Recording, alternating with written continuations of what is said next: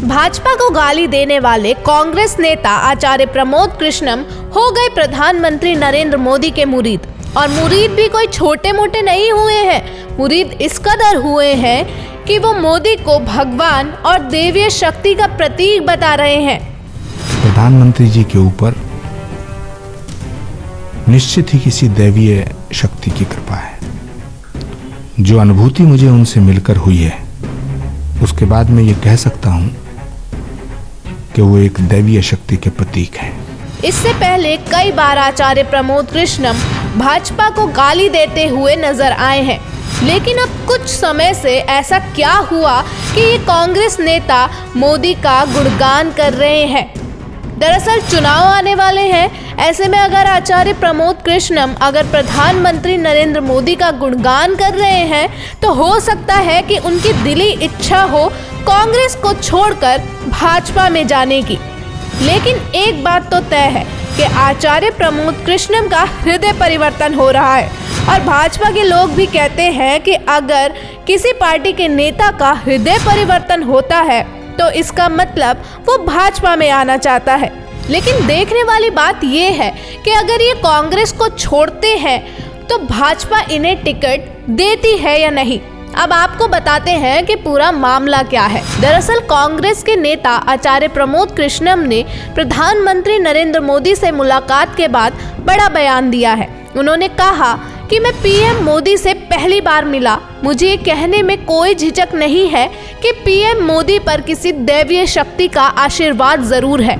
मुलाकात के बाद मुझे जो महसूस हुआ उसे मैं कह सकता हूँ कि वह दैवीय शक्ति का प्रतीक है।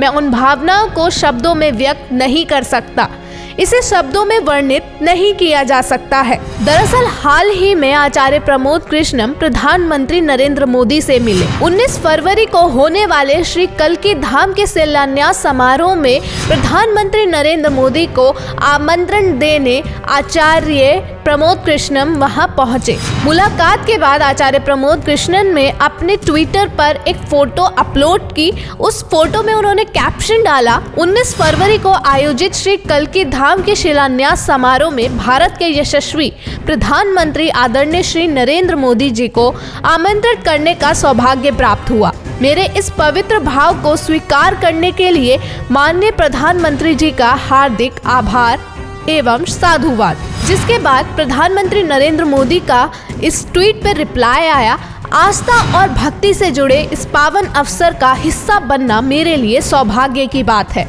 निमंत्रण के लिए आपका हृदय से आभार आचार्य प्रमोद कृष्णन जी।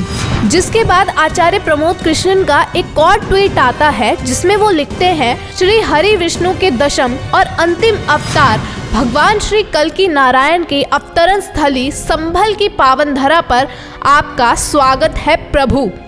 इस ट्वीट के बाद मानो सब जगह हलचल मच गई। जिसके बाद आचार्य प्रमोद कृष्णन का एक और बयान सामने आता है जिसमें वो प्रधानमंत्री नरेंद्र मोदी को दैवीय शक्ति का प्रतीक बताते हैं। इस पूरे बयान में उन्होंने क्या कहा ये सुनिए। देखिए, मैं आदरणीय नरेंद्र मोदी जी से पहली बार मिला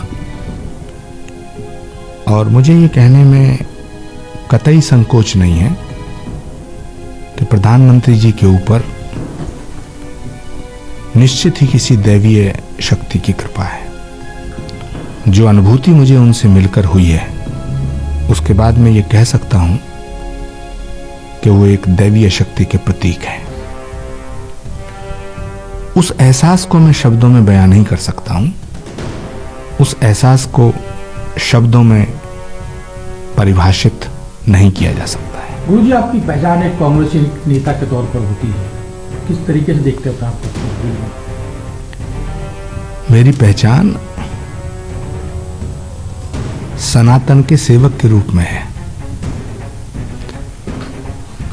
मैं भारत के साथ हूं और सनातन के साथ हूं, और सनातन वो धर्म है जो सत्य है, जो शाश्वत है।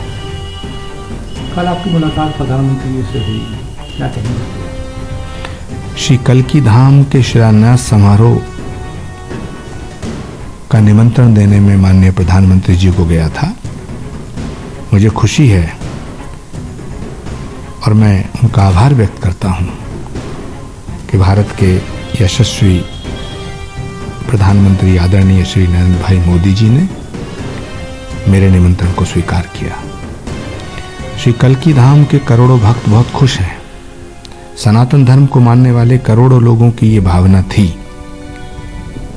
कि जिस तरह अयोध्या में श्री राम के मंदिर का काज नरेंद्र मोदी जी के करकमलों द्वारा हुआ है, उसी तरह भगवान के होने वाले अवतार श्री कल्की नारायण भगवान के श्री कल्की धाम के निर्माण के सभी कार्य प्रधानमंत्री जी के हाथों से किए जाएं, करवाए जाएं। करोड़ों भक्तों की भावनाओं का सम्मान करते हुए प्रधानमंत्री जी ने इस निमंत्रण को स्वीकार किया है।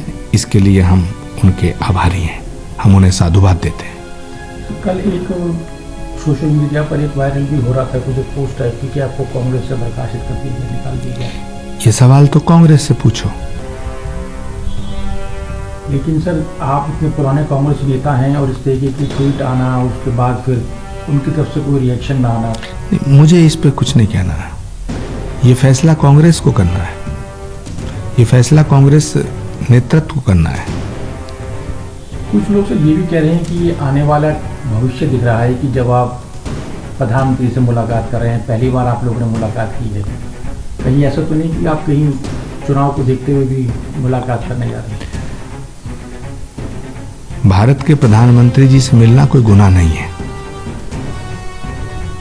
प्रधानमंत्री जी को श्री कल्की धाम के शिलान्यास समारोह में आमंत्रित करना भी गुनाह नहीं है, और यदि ये गुनाह है तो मैं इस गुनाह की सजा भुगतने के लिए तैयार हूं। राहुल गांधी जी की यात्रा भी चल रही है, वहाँ से भी पश्चिम बंगाल में गठबंधन अभी साफ नहीं दिख रहा है।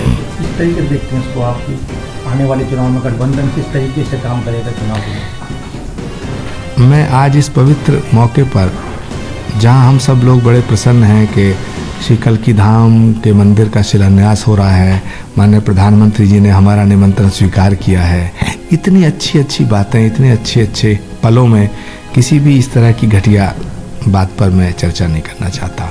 जहां तक रहा गठबंधन का सवाल, तो उसका तो अंतिम संस्कार नीतीश कुमार ने पहले ही कर दिया।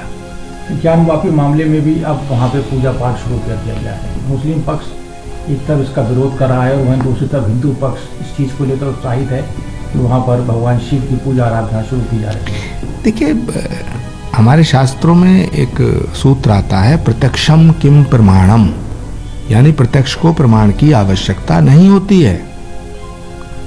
और भारत एक बहुत बड़ा लोकतांत्रिक देश है, यहाँ एक न्यायपालिका है, न्यायपालिका पे भरोसा करना चाहिए। जो फैसला न्यायपालिका करेगी उसका हमें सम्मान करना चाहिए, परेशानी काहे की है। हेमंत सोरेन को भी लगातार ईडी का नोटिस, गिरफ्तारी, उठापटक शुरू हो गई है। तो इस तरीके की जो हरकतें हैं वो कैसे देखते हैं इसको आने वाले चुनाव में? अब कहीं लूट खसोट होगी तो एजेंसियां काम तो करेंगी। आदिवासी होने का मतलब ये नहीं है कि करोड़ों रुपए को लूट करके अपना घर बन लिया जाए। आदिवासी होने का मतलब ये है भगवान बिरसा मुंडा के सिद्धांतों पे चला जाए। आदिवासी होने का मतलब ये नहीं है कि आप करोड़ों रुपए लूटेंगे और ईडी आपके घर नहीं जाएगी। ये कैसी राजनीति है इस देश में? क्या हम भ्रष्टाचार का समर्थन करेंगे? क्या भ्रष्टाचार का समर्थन किया जा सकता है? तो आप मानते हैं कि सही कदम है जी का कि उनकी गिरफ्तारी को लेकर सरकार भी वहां बदलने जा रही है? मैं ये नहीं कहता ईडी सही है, ईडी गलत है। मैं कहना चाहता हूं भ्रष्टाचार करना गलत है। और इस देश में अदालत है, कोर्ट है, न्यायपालिका है, उस पर फेथ कीजिएगा, उसका सम्मान कीजिएगा, भरोसा रखिएगा। अगर आप निर्दोष होंगे तो आप छूट जाएंगे। इसमें इतने हाय तौबा करने की क्या जरूरत है? लेकिन खामोखा जरा जरा सी बातों पे नरेंद्र मोदी को कोसते रहो, जरा जरा सी बातों पे ईडी को कोसो, जरा जरा सी बातों पे सीबीआई को कोसो। देश की एजेंसियों को क्यों कोसते हो भाई? राहुल गांधी जी को भी इंट्रोगेट किया था ईडी ने, सोनिया जी को भी इंट्रोगेट किया था। तो इसमें कौन सी आफत आ जाएगी? है? आप सामना करें, जांच का मुकाबला करें, दूध का दूध पानी का पानी हो जाएगा। इस रोने धोने से क्या होगा? देश की जनता को बताएं कि आपने कुछ गलत नहीं किया तो आपको अदालत बरी करेगी, और अगर आपने लूट खसोट की है तो आप जेल में जाइए। अब आपको क्या लगता है कि आचार्य प्रमोद कृष्णम जो कांग्रेस के एक बड़े नेता हैं, वो कांग्रेस छोड़ने वाले हैं और भाजपा का दामन थामने वाले हैं, या फिर कांग्रेस में ही रहकर भाजपा को सपोर्ट करने वाले हैं? आप क्या कहना चाहते हैं? क्या उन्हें भाजपा से टिकट मिल सकता है? या जो भी आपकी राय है हमें कमेंट सेक्शन में लिख दें, और इसी तरह की जानकारी के लिए हमसे जुड़े रहें और देखते रहें द न्यूज़ वाला नेटवर्क। धन्यवाद।